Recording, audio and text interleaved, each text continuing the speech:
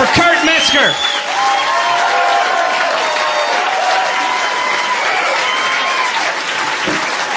Wow, thank you guys.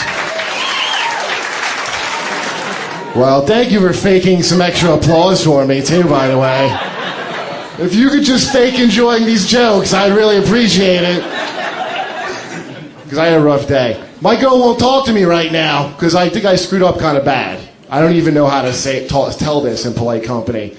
All right, let's say you had an oil rig in the Gulf. And you knew that it was going to explode. But instead of warning your employees, you just yelled at them to work the rig harder. And then you kind of push on the back of their head to make them do their job good. Imagine that is what you did.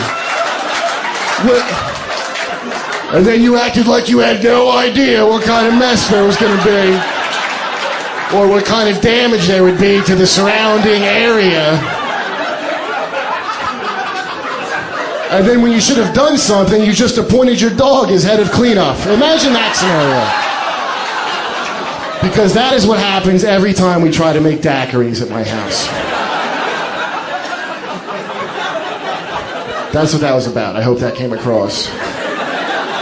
Maybe I didn't make up a whole story. Like I just said, the blender didn't have a lid or whatever. They put a lid on the oil spill now, right? That's good news, isn't it? But how are they going to clean up all that oil, guys? I know how we could clean it up. You're not going to like it, but it'll work. What if we use the most absorbent material on Earth? Live? ShamWow? No, sir. No, not ShamWow. I'm talking about something natural and eco-friendly. Live pelicans. Yeah! Okay? That's like nature's ShamWow if you watch the news. You need to use chemicals and artificial things. God's paper towels are there even now, doing their part. Don't leave them in there to die. I'm not saying that. Just, rinse them off. Reuse, recycle. That joke's gonna be funny for like 20 years. Isn't that sad? I don't want to sound sensitive about the Gulf, actually. It's just that I grew up on the Jersey Shore, so I'm already used to this. Yeah, there you go. So I'm already kind of used to the sight of a beach covered in grease balls, if you know what I mean. I don't get surprised by it. I've seen that before. My whole life. Oh, don't you love that show? I hope that's on for years since this is an album, but why'd they bring the same Guidos back for the new Jersey Shore? Now there's something you don't recycle. Guidos, you just throw them away. That's like saving your plastic cutlery. There's no reason to do something like that. They're giving them $10,000 an episode? You could literally stuff garlic knots in an Ed Hardy shirt and leave it on the boardwalk in the sun and grow new Guidos. That is how easy it is. You don't gotta pay them nothing. Believe me.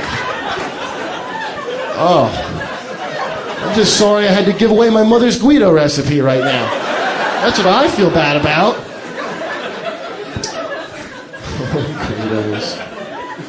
I know, when I first saw an oil spill, I was like, is Pauly D drowning in the season 2? Are you guys sad about Lawrence Taylor being charged with third-degree rape? Mainly the third-degree rape, because I didn't know there was such a thing as that. What? How are there degrees of rape? I thought that's kind of an either-or thing. It's like there's a scale of it. Like, so what's third degree? Like the least serious amount of rape? So if you get third-degree rape this weekend, probably you could be back at work on Monday. I'm not talking first-degree rape or anything. Ma'am, I know this is hard for you, but could you please score your rape? Olympic style, if you don't mind. 1 to 3. 1 being a real gold medal, ski mask out of the bushes, meat and potatoes raping. And 3 being it's kind of your fault a little bit. Sample complete. Ready to continue?